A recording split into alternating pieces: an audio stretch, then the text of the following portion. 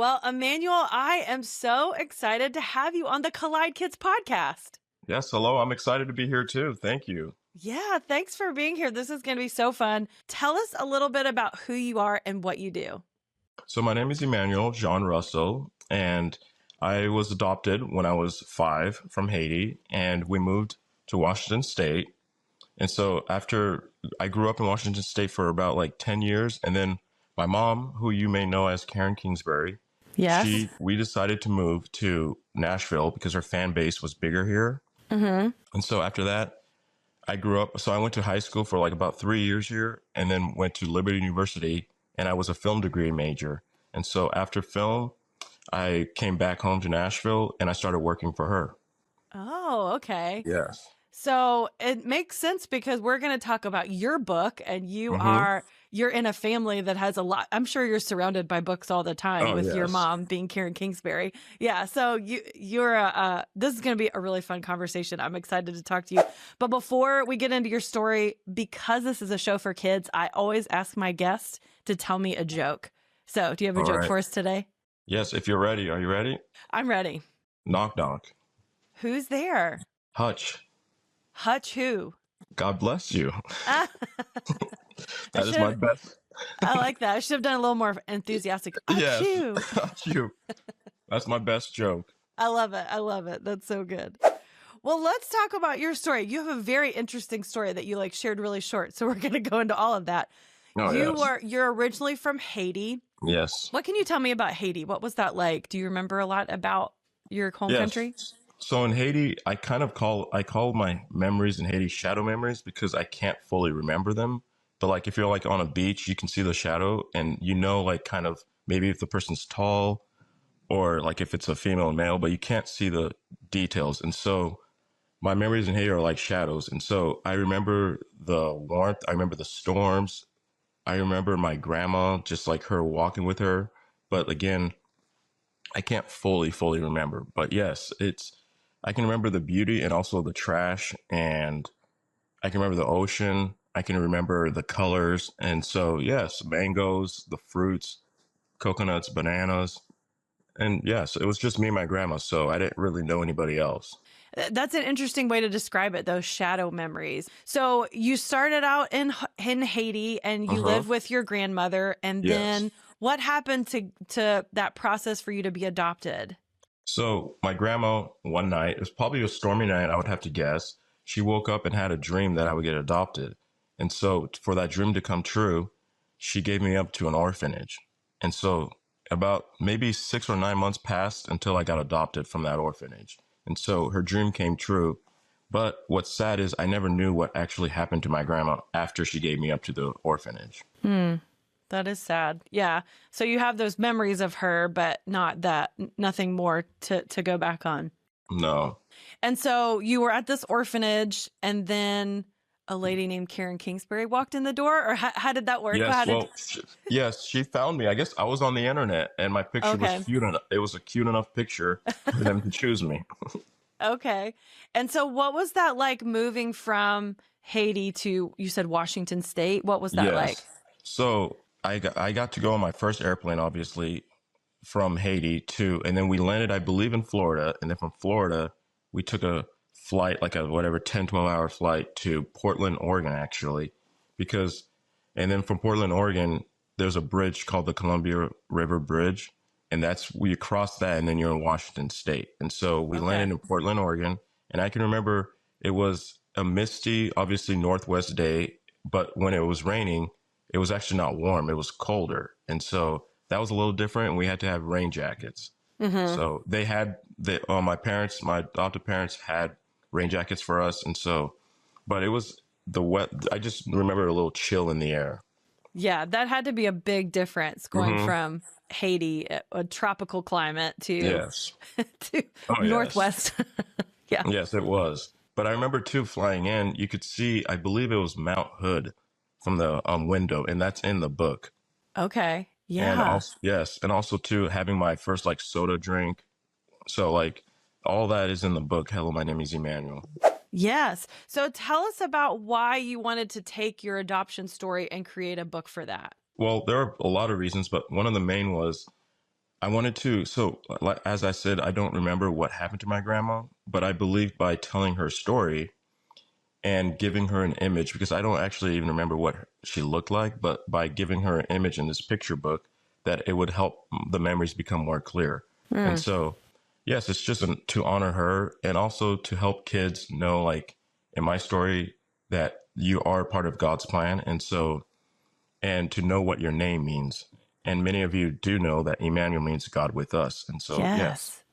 Yeah, those are some of my favorite songs to sing at Christmas, Mm-hmm. Emmanuel. Oh, So I yes. love that you have that name. Now, was that name given to you by your family in Haiti? Yes, it was. Okay. And so, Wow. because of that, it gives me hope that I will see them again because it's a religious name. And so, Right. I will maybe see my mom and my grandma again in heaven. Absolutely. I believe that. That's amazing. How is that idea of God being with us? How does that shape your life? What's cool about my name is it always reminds other people. That's what I think is the strongest thing is because people say, I love your name. You know what it means? And I always have to tell them, of course, I know what it means. But it just reminds all of us that, hey, God is with us no matter Hmm. what. Right. He is. He's always with us. Hmm. And I think that's something that is easy to forget when we feel discouraged or Yes. when we're in a difficult situation and we just want to be reminded of that. So just hearing someone say, "Hi, Emmanuel," makes them Hmm. Oh, remember yes. that It there's, always brings a smile. yeah, God's presence is with us. That's amazing. So when you look back on your adoption journey, what do you think is the most important thing for kids to understand about adoption?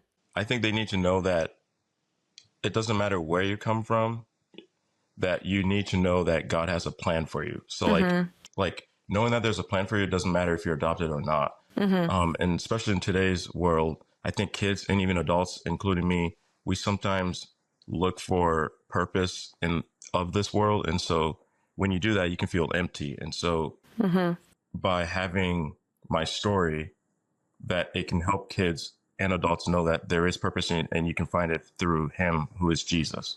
Absolutely. That's good. And I think there's a lot of people that are not really sure of how international adoption works. So maybe they know of people like in the foster system or people that are adopted here in the States, but hearing a story about an international adoption, what do you think the difference is in that and being adopted from another country?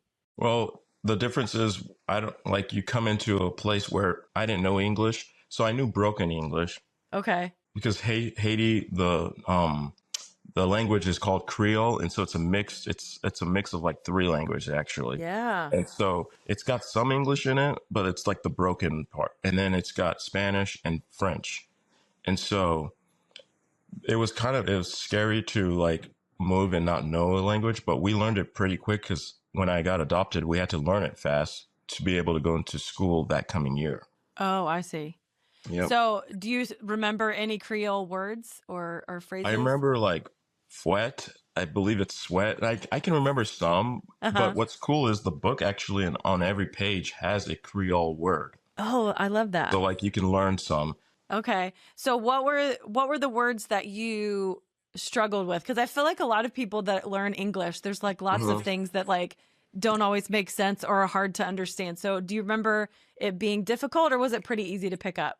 Yeah, so I remember it was pretty easy to pick up like just the main stuff, but like my English, like, or my spelling was always off, and it's always been off because I knew a different language. Yeah. So, like, those early years are really important to learn, and that helps you obviously when you get older. And so, I've always been a little slower, and I had to take extra English classes growing up, extra like intensive, but I never let that stop me. And so, I just kept because I'm a creative person, so I still just write, but it has it has slowed me down sometimes, just the spelling wise. Yeah. I think there's lots of people that struggle with spelling, especially now Hmm. because there's autocorrect. So you don't even have Yes, to. It yes, just fix it exactly. for you. That's great. And I think too, kids are so good about picking up languages like that. Like Hmm. they're so quick at just understanding. Yes. So that's awesome. What was that like going into a new family? Like just being like the new kid. Do you remember those feelings or what that was like to be a part of a brand new family? It was amazing. We went to a zoo. I remember my first zoo trip, which actually I'm trying to write a little book about me going for my first zoo trip. And so we just went on tons of adventures, camping. We had Bible study nights, story nights, which I never got in Haiti. And so it was just all great. That's good. And Yes. just being surrounded with lots of people, New especially. siblings. Hmm. Yeah. How many siblings do you have? I have five, Oh, one sister. okay. Hmm. Wow. That's awesome. I love that. That's so cool. What was it like to write a book? Because I think there's lots of people that maybe they don't have the same story as you, but they have Hmm. ideas, or maybe they're really good at writing or drawing and they want to write a book. What would you say to people that are thinking about writing a book? Well, first is just write it because you have editors. Like, so that's the first thing. But it was to write a personal story. It was easy, but the what made my story easier is I could see kind of the images, and so I had the images in my head. I just had to put words to it to make it flow.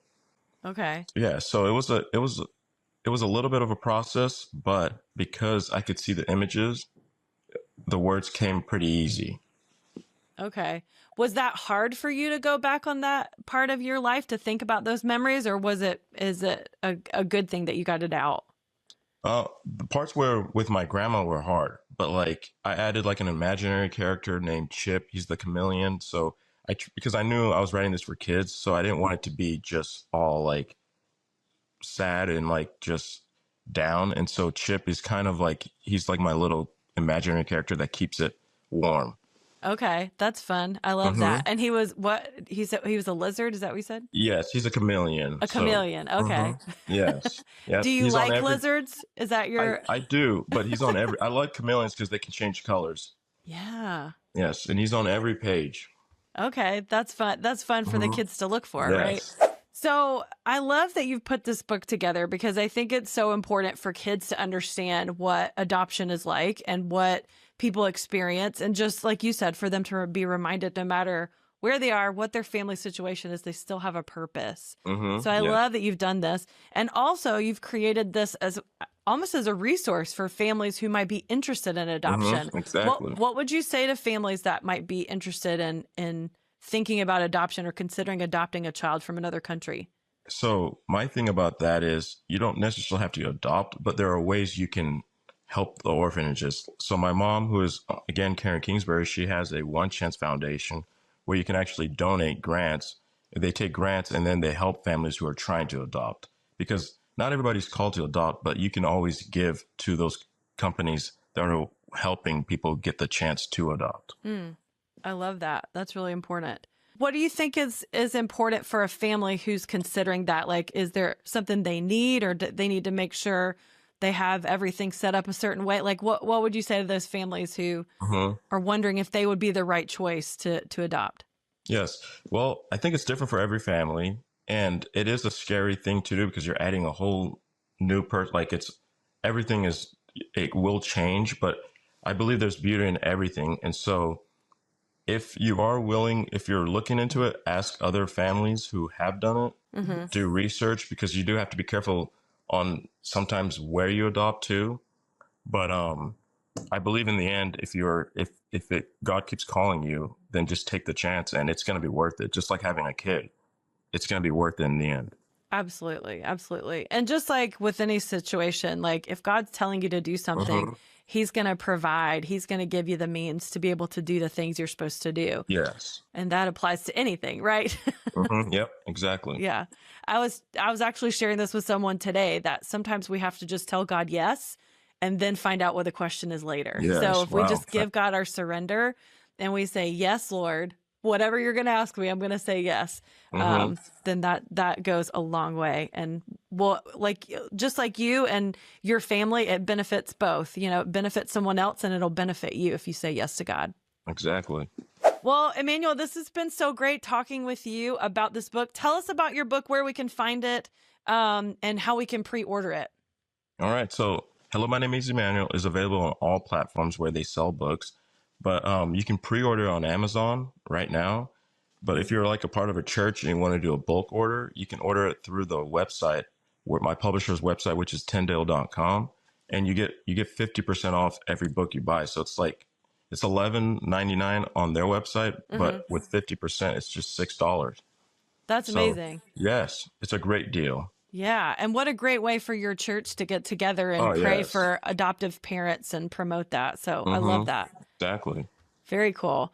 Well, I am so excited for our listeners to get a hold of your book, and I hope that lots of people read this and learn about your story and learn about the journey of adoption, because I think it's so important. And like you said, every kid has a purpose, and so Mm-hmm. we need to be reminded of that. So thank you for sharing that with us today. Hey, before I let you go, I always ask my guests to tell me a memory from when they were a kid. So what memory do you want to share with us today? Okay, well, it's a pretty funny memory, but I don't recommend kids doing this. So when Okay. well, maybe I shouldn't share this. That it's a bee hunting story that goes wrong. I don't know Oh, if that's too much. oh, let's hear it. All right. You've like teased it now. I got to hear it. Yes. All right. So when I was little, my five siblings, not my sister didn't join us. It was the four brothers, and we would go bee hunting. So we only went and hunted bees that were like hornets, yellow jackets, never honeybees or bumblebees, because those are the good bees. Those are the good bees. Right, right, right. Yes. And so we hunted the bad bees. This one summer day, though, there was a jet black bee that was bigger than the normal bees. And that should have been a warning to just like leave it alone. But we squirted it with our squirt guns, and it flew to our backyard, which we had like 5 acres. So, and it went into a hole. And at that point, we should have been like, let's just leave it alone. But we were 10 and 11. And so we went back and we loaded our squirt guns again with water, and we just squirted this hole. And one at a time started coming out that were wet, and we would smash them. And then it was like three, then it was 10. And by the time it was 20, we realized we were all getting stung. And so we had to run back to our yard, back to our house. And our mom was like, why did you guys chase a bee into a hole? But so the whole point is leave things alone that go into a hole. I think that's very wise. Yes, but we got stung. But what we did find out that day is none of us were allergic to bees. Thank the Lord. That's so good. Yes, but yes, I Especially don't. if that was your brother's favorite activity. Yes, but I don't recommend anybody doing that. No, no, no. Thank you so much. Well, thank you, Yes, Emmanuel, for being here today, and thank you for sharing your story. yes. Thank you. Thank you for having me.